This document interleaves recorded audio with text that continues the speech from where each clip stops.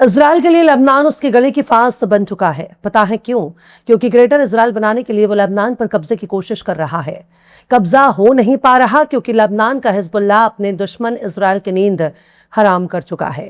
Lebanon का Hezbollah कड़ी टक्कर दे रहा है। ये मुकाबला भी इतने जोरदार तरीके से कर रहा है कि इजराइल के फौजी लेबनान में ही मारे जा रहे हैं। लेबनान में ही उनका काम तमाम हो रहा है और इजराइल है कि लेबनान छोड़ने को तैयार नहीं। इजराइल के लिए अमेरिका और ईरान के दरमियान डील से ही बहुत ज्यादा तकलीफ है। उसका मकसद लेबनान पर कब्जा करना है, लेकिन ईरान ने अपनी शर्तों में इजराइल को लेबनान से बेदखल करने का मंसूबा तैयार कर चुका है, जिसके बाद इजराइल और अमेरिका में 36 का आंकड़ा नजर आ रहा है। हिजबुल्लाह की ओर इशारा करके अमेरिका ने ईरान को धमकी देने की भी कोशिश की। स्विट्जरलैंड में ही ईरानी डेलीगेशन को खत्म करने की धमकी दी, लेकिन उसकी धमकी बेअसर रही। अब एक ऐसा मैकेनिज्म तैयार हो गया है जो इजराइल को लेबनान से धक्के मारकर बाहर पटक रहा है। सलाम, नमस्ते, सत श्री अकाल। मैं हूं आपके साथ हर्षिता मिश्रा और आप देख रहे हैं टाइम्स मेल। ईरानियों ने अमेरिका का इलाज खोज निकाला है। ईरानियों को इतना समझ में आ चुका है कि ट्रंप भले ही सोशल मीडिया पर चाहे कितने ही लंबी लंबी बकवास कर रहा हो, पर वो मुकाबला करने की हालत में नहीं है। लिहाजा लेबनान के मामले में अमेरिका इजराइल के रिश्ते पहले के मुकाबले ज्यादा खराब होते जा रहे हैं। अब तो इजराइल के नेताओं ने भी कहना शुरू कर दिया है कि अगर अमेरिका भी हमें मैदान से बाहर जाने के लिए बोलेगा तब भी हम लेबनान नहीं छोड़ेंगे। जब तक मन करेगा तब तक हम लेबनान में ही रहेंगे। पर लेबनान का हिजबुल्लाह कह रहा है कि पीछे हटने के अलावा तुम्हारे पास कोई चारा ही नहीं है।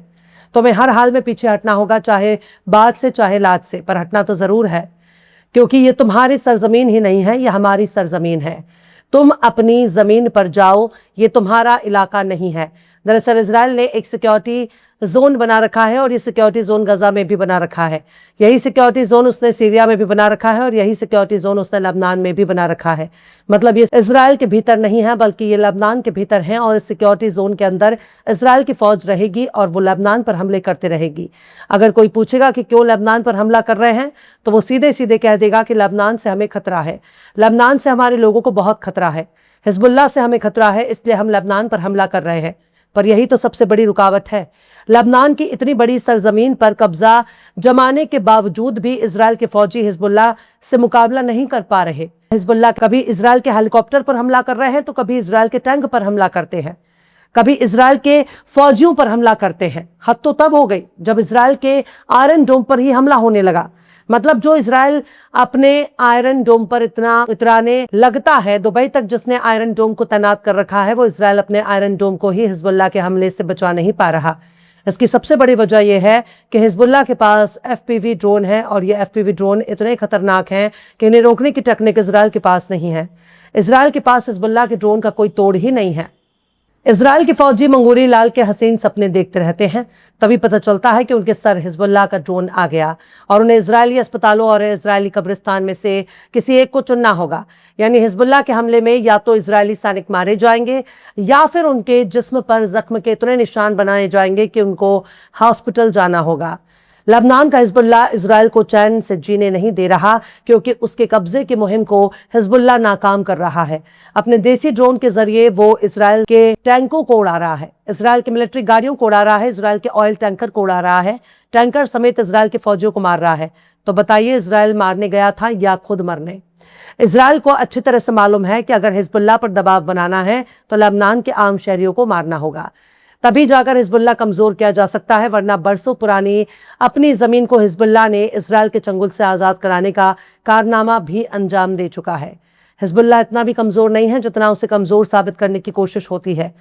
अब अमेरिकी मीडिया एक्सियोज ने बताया है कि अमेरिका और ईरान की डील की वजह से इजराइल का वजूद खतरे में आ गया है, लेकिन लेबनान में ईरान को ऑफिशियली तौर पर लॉजिटिमेसी हासिल हो गई है। ईरान को लेबनान के मामलों में बातचीत के लिए टेबल पर बुलाया गया है। यानी ईरान अब हिजबुल्लाह के मुद्दे पर सीधे बात कर सकता है, पर इजराइल दखल नहीं दे सकता। इससे इजराइल की आज़ादी कम हो गई है। अमेरिका और ईरान ने स्विट्जरलैंड में बातचीत के दौरान एक नया मैकेनिज्म बनाया है, जैसे डी कॉन्फ्लिक्ट सेल कहा जा रहा है। यानी एक ऐसा मैकेनिज्म जो टेंशन कम करने वाला ग्रुप होगा, जिसमें अमेरिका भी शामिल होगा, ईरान शामिल होगा, लेबनान शामिल होगा और इसमें सालसी करने वाले पाकिस्तान और कतर भी शामिल होंगे। लेकिन गौर करिए कि लेबनान में जिस इजराइल ने हमले कर रखे हैं, जिस इजराइल ने लेबनान की सरजमीन पर कब्जा कर रखा है, जिस इजराइल ने लेबनान में तबाही मचा रखी है, उसी इजराइल को इस डी कॉन्फ्लिक्ट सेल से बाहर रखा गया है, जबकि इजराइल सीधे तौर पर लेबनान के मामले में शामिल है। लेकिन अमेरिका, ईरान ने इजराइल को ही अपने इस ग्रुप से बाहर रखा है। तो सोचिए ये इजराइल के वजूद के लिए कितना बड़ा खतरा है। मतलब इस मामले को हल करने वालों में अमेरिका भी शामिल होगा, ईरान भी शामिल होगा, कतर पाकिस्तान भी शामिल होंगे, यहां तक कि खुद लेबनान भी शामिल होगा। लेकिन लेबनान में उछल कूद मचाने वाला इजराइल ही से ग्रुप से बाहर है।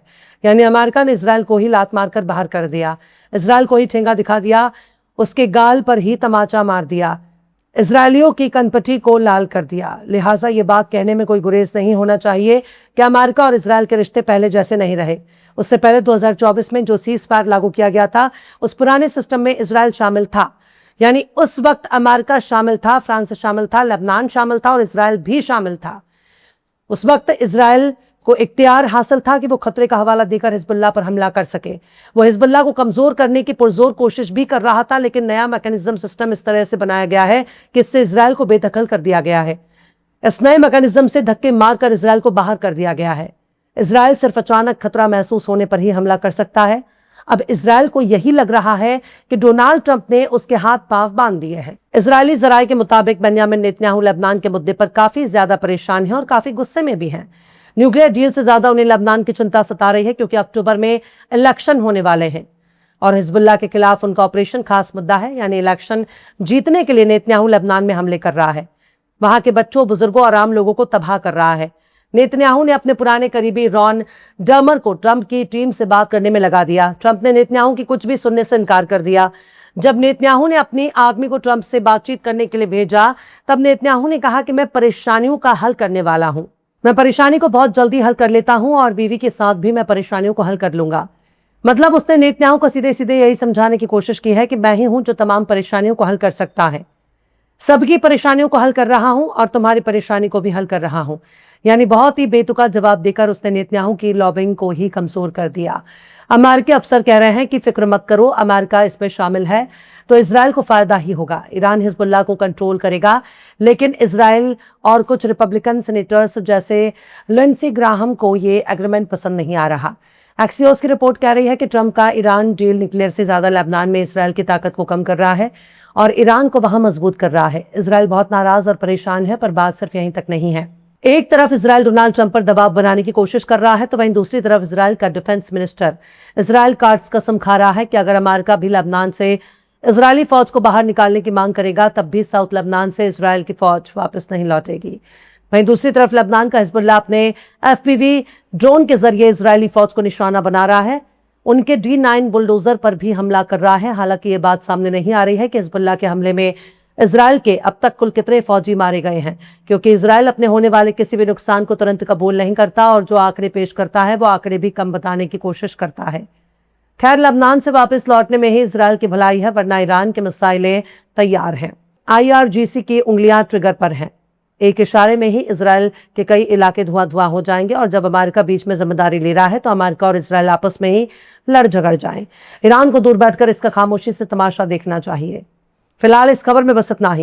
यह एपिसोड आपको कैसा लगा कमेंट बॉक्स में जरूर से बताइए। पसंद आए तो लाइक करें, शेयर करें और बेबाक, निष्पक्ष, स्वतंत्र पत्रकारिता को सपोर्ट करने के लिए हमारे चैनल टाइम्स मेल को जरूर से सब्सक्राइब करें और बेल आइकन की घंटी वाली बटन जरूर से दबा दें, ताकि आपको हमारे आने वाले नए वीडियो की नोटिफिकेशन फौरन ही मिल जाए। फिर मिलते हैं किसी और वीडियो में एक नई खबर के साथ। हर्षिता मिश्रा को दीजिए इजाजत। जय हिंद। अगर अभी तक आपने हमारे चैनल टाइम्स मेल को सब्सक्राइब नहीं किया है तो जल्दी से सब्सक्राइब कर दें और बेल आइकन भी प्रेस कर दें।